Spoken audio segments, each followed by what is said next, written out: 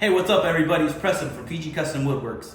Today's video is going to be a little different. I'm going to show you guys actually how I make my cabinet doors. I'm currently renovating my laundry room and I need to make 2 custom cabinet doors.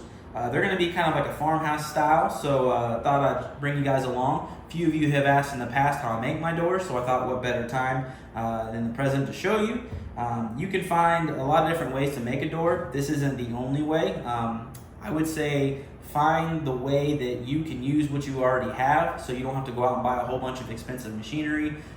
Fortunately, I do have some of those machines, but what I'm going to do today is kind of a minimal tool build. That way, you know, those of you who are maybe just getting into woodworking can go buy some of the readily available tools and build you a nice looking door. So with that, yeah, let's just jump right into it. Hope you guys learned something. And as always, if you guys have questions, please reach out. I love interacting with you guys. All right, let's go.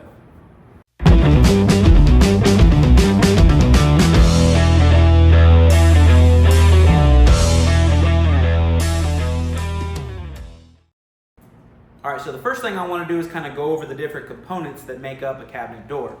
For the most part, usually you're going to have 2 rails which go horizontally. You're going to have 2 stiles that go vertically, and then you're going to have your panel. The easy way to kind of remember the difference is think of the rails as kind of like a handrail and a set of steps, right? When you're walking up the steps, you're going to grab the handrail like this. You're not going to grab it and pull it up and down. So there's a couple different ways you can join everything together. The thing that I like to do though is when I'm measuring for a door, I'll get my height and my width overall that I want. The height is actually going to be the total length of your stile, and then the width is going to be the difference between when you add up the widths of your stile. So let's say these are 2 inches each, that would be 4 inches. So you take the total width and subtract 4 inches, and that'll be your inside shoulder for how we're going to do this. And that'll all make sense here in a little bit. But just kind of wanted to point out, like I said, all the different components. Hopefully you guys understand as I progress through the video and I call out different parts, you're going to remember that. So let's get to the next step. All right, so here's what we're going to be doing. All right, I need 2 cabinet doors, 28 inches tall by 22 inches wide. Now remember, this is my panel, these are my stiles, and these are my rails. Now, the width of all of my components is going to be 2 inches wide. Now that's important to remember that number, okay? So down here, I'm gonna make a little cut list. Now, because I'm making 2 doors, I need 4 of everything. So for my stiles, I need 4 at 28 inches, because remember, the total height of my door is going to be my stile. I don't have to change anything with that. Now my rails are a little different. So my rails, I need 4 at, now we deduct the total width of each stile, which is 2 inches. So together that would be 4. I need 22 inches of width for my door. So 22 minus 4 is 18, but you have to add another ½ inch on each joint because I'm actually gonna do what's called a tongue and groove. All right, so even though that's 18, I'm gonna actually cut my rails to 19, and that'll give me a ½ inch on each side. And again, this will all make sense as we kind of go along. So these are basically the components that I need for my doors, and then we'll cut the panels kind of to fit. All right, so the last thing I want to talk about before we start making these doors is material selection. You really want to stick to about a 3/4 of an inch thick material for all of your rails and stiles. The reason for that is I've actually seen some people make some doors with thinner material, and over time they sometimes develop a little bit of a warp or a cup, and then they won't sit against the cabinet very flush. So you want to minimize that if possible. Use 3/4 of an inch thick stock. Depending on what type of finish you're going to put on it, whether you're either painting it, staining it, just leaving it natural, really depends on the species of wood that you select. My particular project, we're going to be painting the cabinets and cabinet doors anyway, so really no need to go buy a bunch of expensive wood just to cover it up with paint. So I went to my local big box store, bought me some Select Pine, really took my time to select the boards that were the straightest and cleanest, and brought them all back to the shop. And without further ado, let's go ahead and start cutting.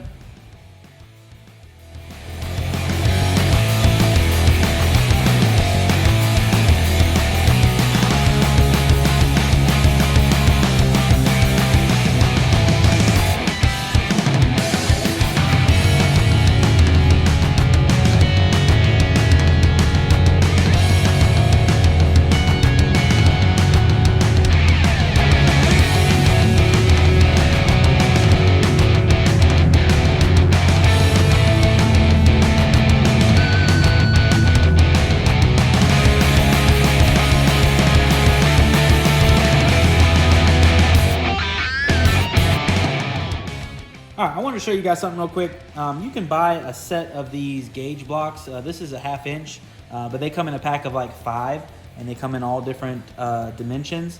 But this is a 1/2 inch, and so what I like to do is I like to take my gauge, and I like to set my square on a flat surface,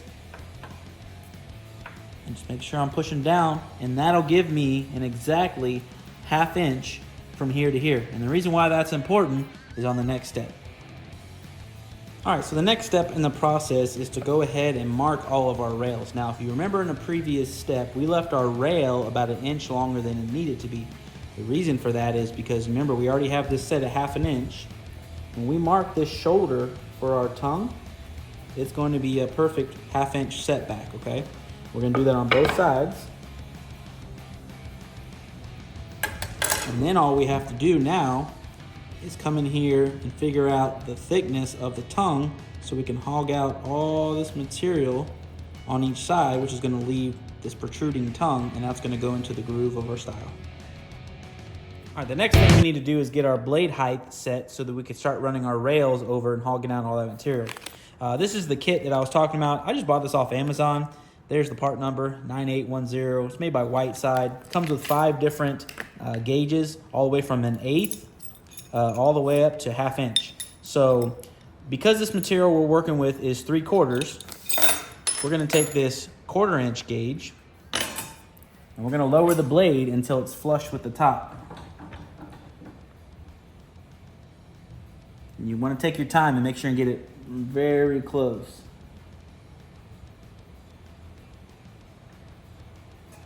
All right, so remember, 1/4 and 1/4 is 1/2, and that leaves 1/4 thickness for the tongue because this is 3/4 material.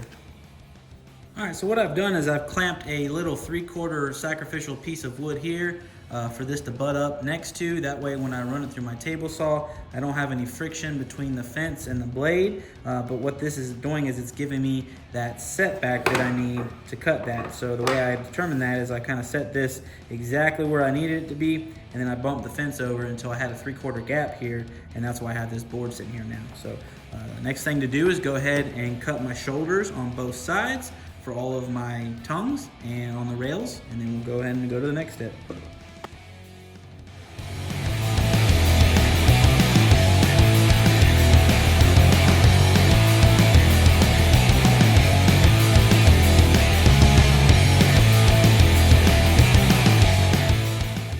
All right, so now that we have the rails cut and got the tongue protruding here, now we need to cut the corresponding groove in the style so that this fits in there like this and has a really nice clean transition.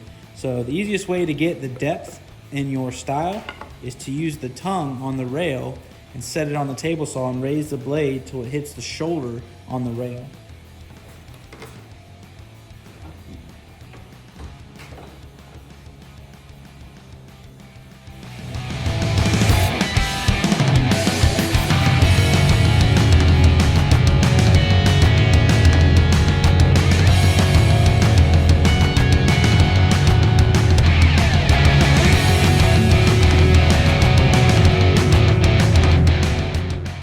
All right, and as long as you took your time and you got all your measurements right, it usually goes together. Just a little bit of friction. And the surfaces on the top and the bottom should be flush with each other. All right, so now you got all your basic components to start going ahead and putting your door together. So, work on one door at a time. Get our stiles put in place. Get our 2 rails put in place.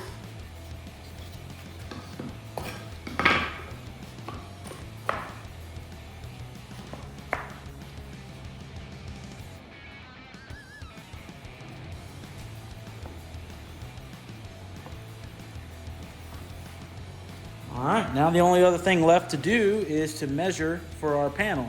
And the easy way to do that is to measure from the shoulder to the shoulder of your rail, and then add the length of each tenon sticking out, or the tongue, and then that would be how wide the panel needs to be. And you do the same thing for the length.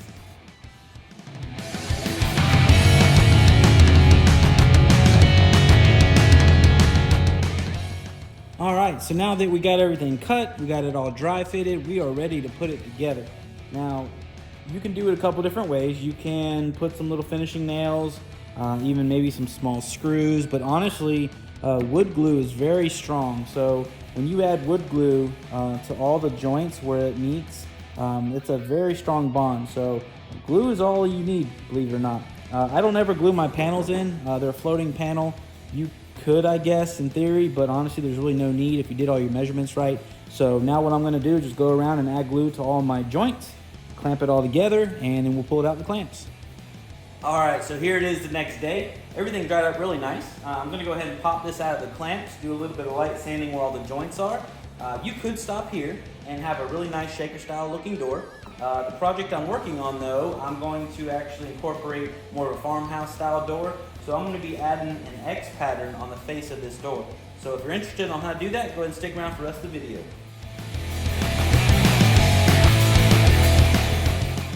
All right, so at this point, you should have two doors that look like this. If your doors don't look like this right now, you might want to rewind because I think you may have missed a step or two. But now, so the next thing we're going to do is we're going to figure out the thickness of the material that I'm going to use to inlay that X pattern. And what we want is we want it to be flush with the lip for the rails and the stiles. So the easiest way to do that is just take a square, bottom it out on both surfaces, lock it in, and then now that is going to be your gauge for how thick the material needs to be for your inlay. So we'll go ahead and mill up some lumber and move on to the next step.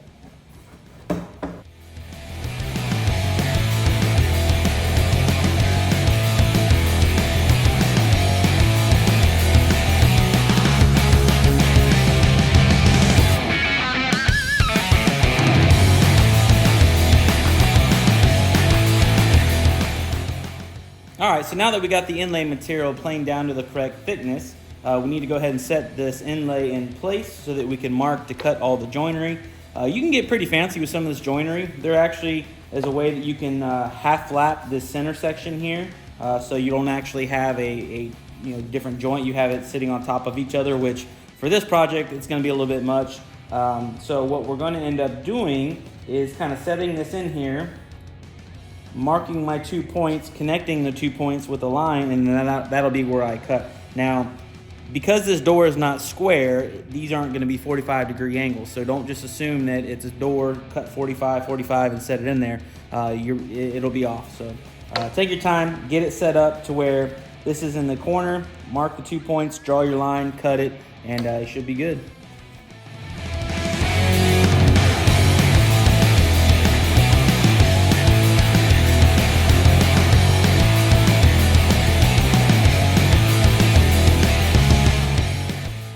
So the next step is going to be getting the section of this cut out so that this can lay flush. And again, a couple different things you can do is you can do half laps, but this material is so thin that it'd be really hard to do a half lap on this. So I'm gonna kind of take the easy way. I'm gonna go ahead and get this corner set.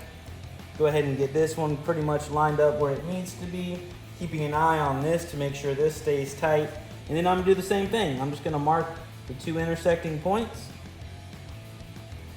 I'm going to connect them with a straight edge.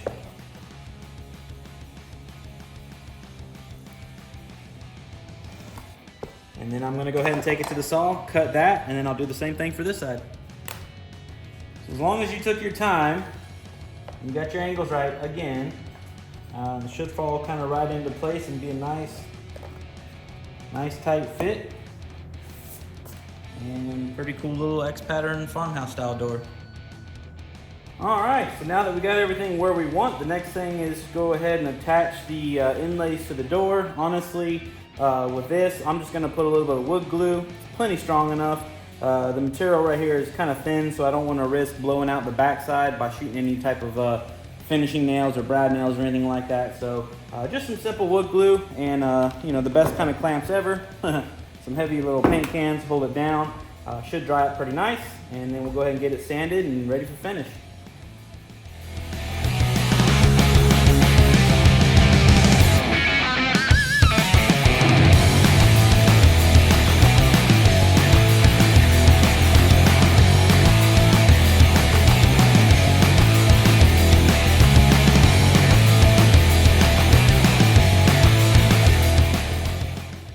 Okay, so the last step in the process is to go ahead and get these doors painted. I'm using just a standard foam roller. I find this leaves the best finish on cabinets and cabinet doors. Put about 2 coats of paint. It's actually covering very well, so I'm pretty pleased with it. The next step, and the last step actually, would be to go ahead and hang the hardware and get them installed. So we're gonna finish rolling this on, make sure everything is nice and covered, and then we'll be on to the next step.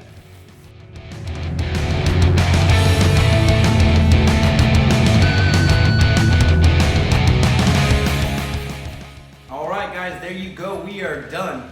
I got 2 coats of paint on these, so they turned out just like I wanted. Hopefully you guys were able to learn something and take something away from this video. If you guys have any questions about anything that I did in this video, please feel free and reach out to me. I love interacting with you guys as always.